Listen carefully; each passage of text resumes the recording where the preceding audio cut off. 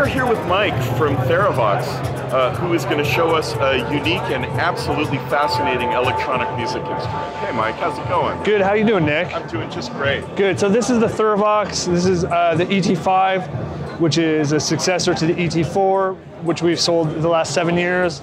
This one's been 3 years in development, a lot of new changes, and I'm very proud of it and excited to show you guys. So the Ondes Martenot was a French musical instrument that was designed in 1930s all the way to 1980 by Maurice Martenot, who was actually a cello player, and he thought that electronic musical instruments should be controlled with the same amount of dexterity and expressiveness of the cello that he was used to playing. So his invention and contribution was the idea of controlling the pitch of a analog oscillator using this ring with a fingerboard underneath it. So if you want to slide or glide between notes, you can. You're not fixed to a 12-note scale. And you can also add vibrato very naturally.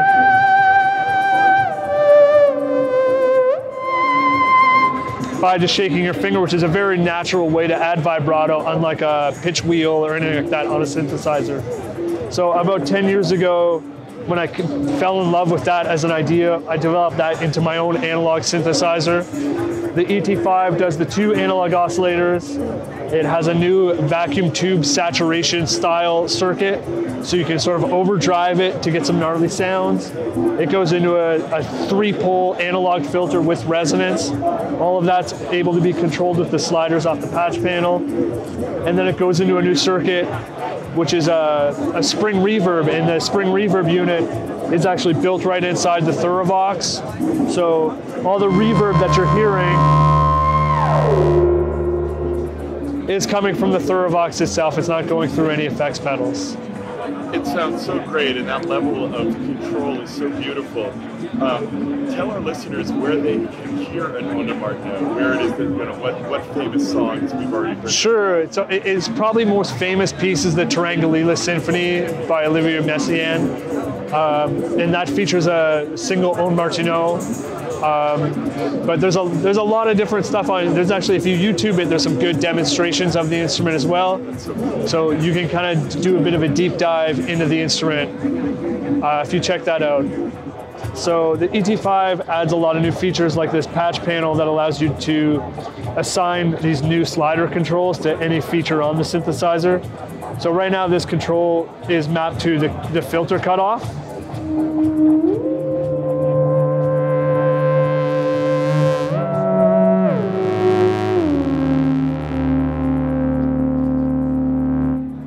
But they can be mapped to anything, or you can do multiple controls through the mults or inverters.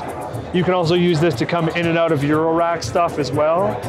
And another new feature on the ET-5 is that the fingerboard itself is pressure sensitive, and that's a CV that's available on the panel that you can map to whatever control you want.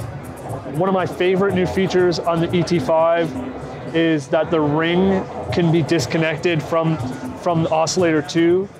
So instead of normally being controlled, if you switch this, it's no longer controlled by the oscillator, which is by the ring, which is great for drones. And you can select what drone note by pushing down on the fingerboard.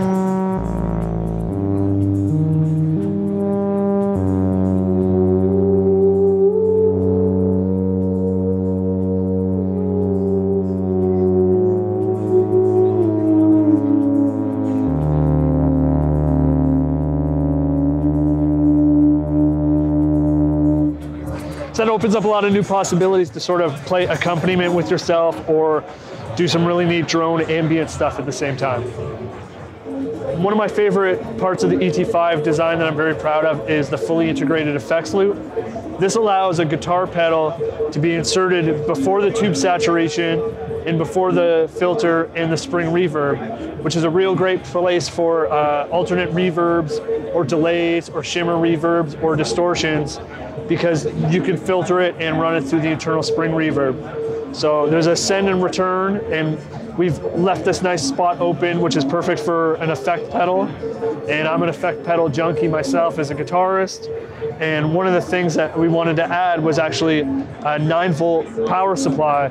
So 9 volts comes out directly from the ET-5 and can power the pedal. That's what this third middle wire is. So you don't have to run an external power supply, and you don't have to worry about your batteries running out when you're performing. And the transmitter from Earthquaker Devices is sort of something that we've been in love with in the shop while prototyping. And it's just a real wild reverb.